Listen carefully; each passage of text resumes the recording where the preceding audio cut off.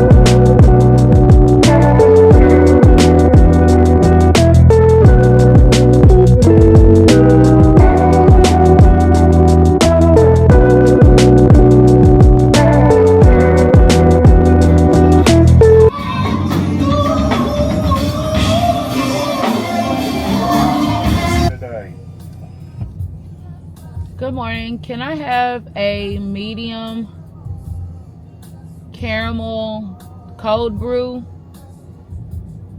and I would like just the maple bacon croissant, the maple bacon chicken croissant, not the combo, just the sandwich.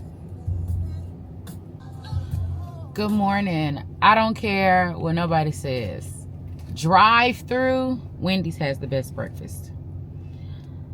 It is something about that cold brew iced coffee that just gives me right where I need it to be, right where I need to be. Last night was amazing. We had a good time at the comedy show. We had an even better time going to see Raheem Devine, so that is the vibe for the day. I will say that I enjoyed being disconnected. Y'all are watching this after the TikTok ban has been lifted, but not having TikTok to worry about from like 8:30 p.m. Saturday to sometime Sunday. I don't even remember, or I didn't notice that TikTok was back up because I wasn't looking for it. Because I'm assuming it's going to be banned until Monday, today. Well, it came back up sometime yesterday. And honestly, I think I had already set my mind to not being on TikTok. So when it came back up, I went on it. And it was nice. And I know that sounds weird because that's part of my content creating business. That's one of the platforms that I really focus on. It felt nice not having to worry about posting content. Also, I wasn't scrolling. And I realized how disconnected we are from the real world. And so I have decided to implement breaks far more frequently. Because yeah, I'm always on. I'm always working. Who else can relate to that? So y'all know I'm a hairstylist, so there's always something to do in the back office of the hair salon. You know, you are texting clients, confirming appointments, you are organizing with your team, because I do have a salon coordinator. I do have 2 or 3 people that work at the salon full-time and part-time. So there's always something to organize with them. However, not having to do anything is good. It feels good. So yesterday was a much needed break. Yes. So right now I'm about to go over to my best friend's house and help her start her website. And then I'm going to come back home. I've got, I think, 4 or 5 products that I have to try on and review.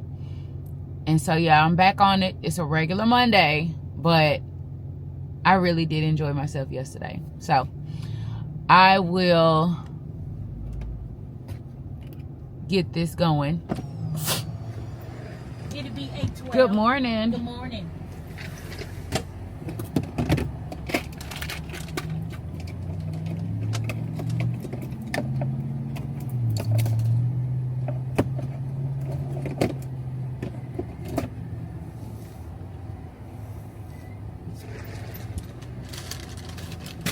Thank you.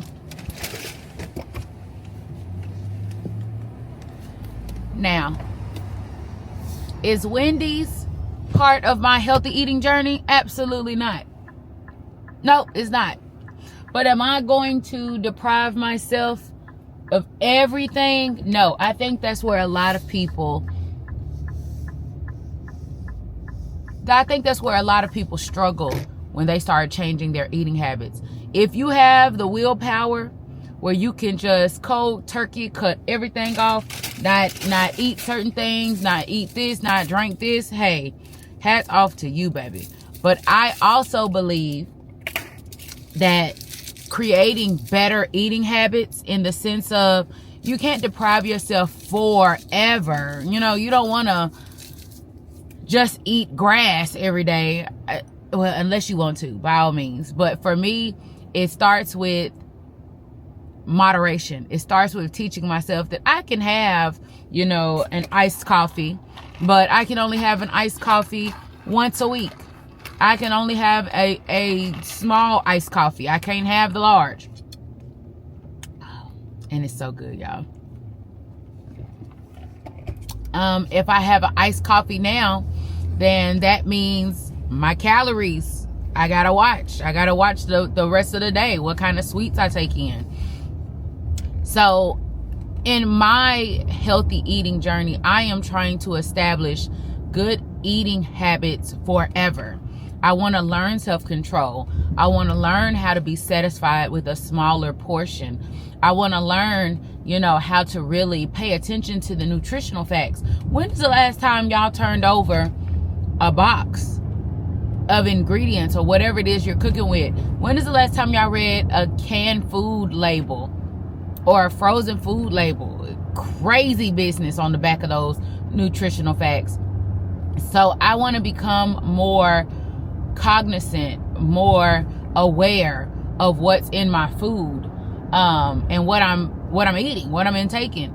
So that to me is helping me to establish a longer lasting healthy eating journey.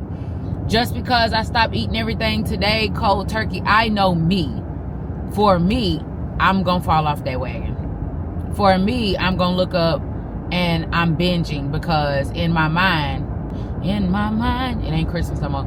In my mind, I can have it because, I haven't eaten any fast food, or I haven't had any sweets, or I haven't had any bread in weeks.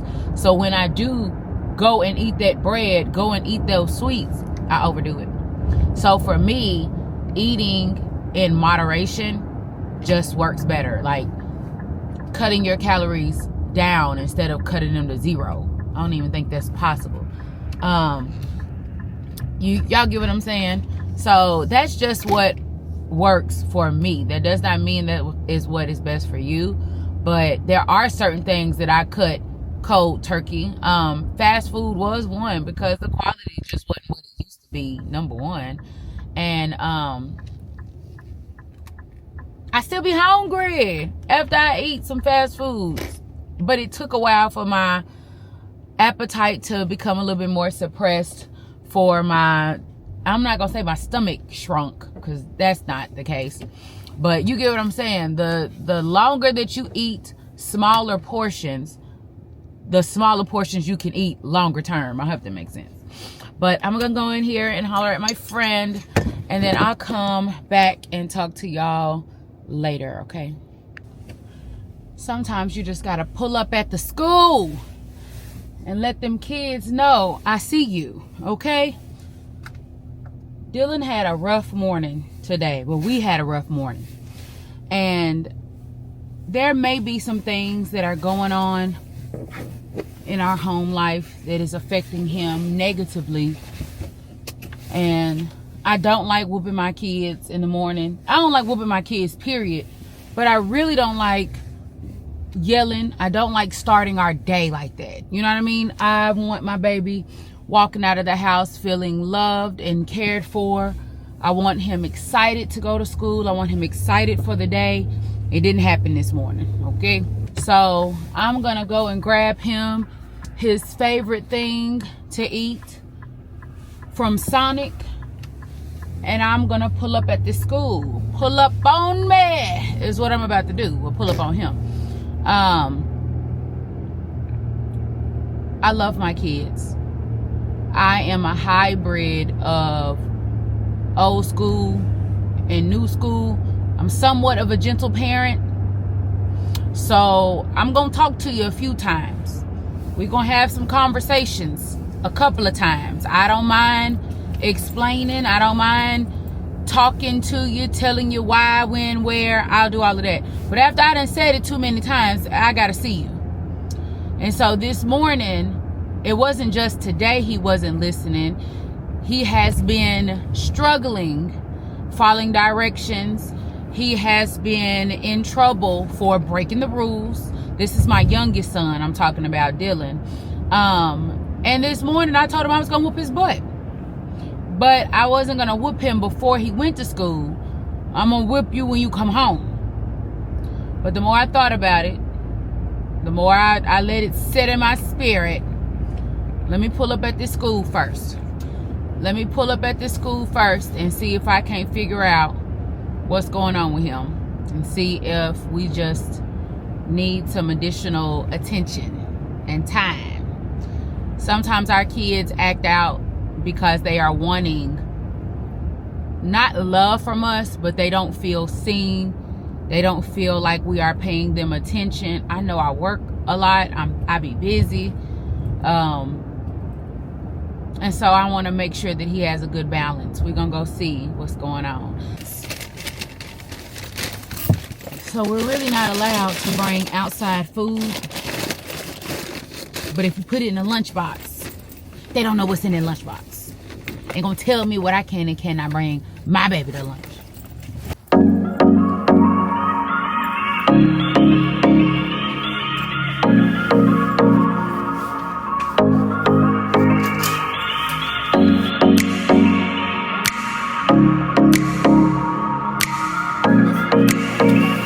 What you got? You eat it.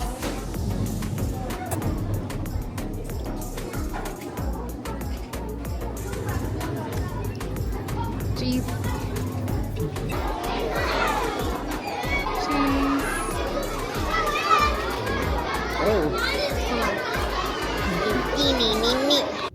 Hold on so I can get my mic.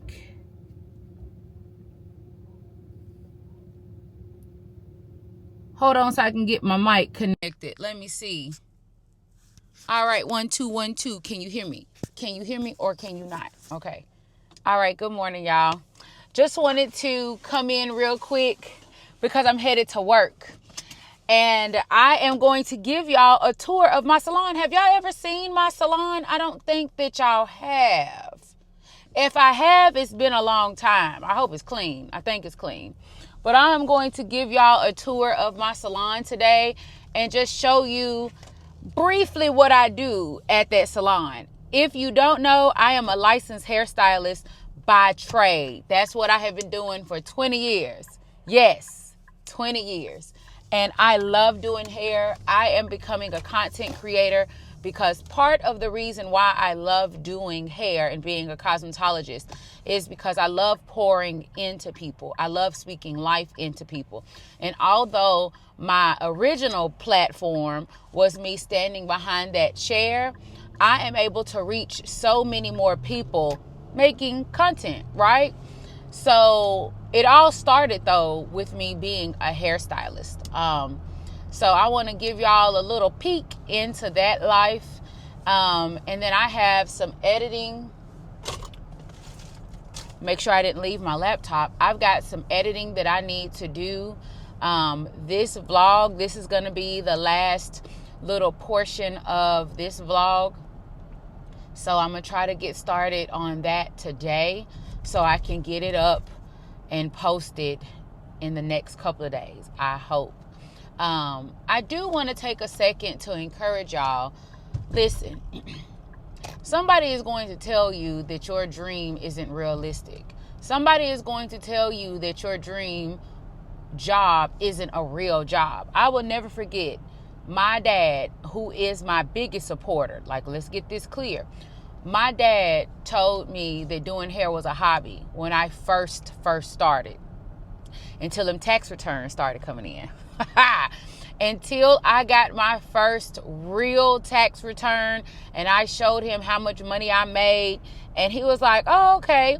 And then year, 2, 3, 4 down the line, and now I'm looking to open my very first salon space, and I showed my daddy how much I was making per year, and he realized I was making more than he was.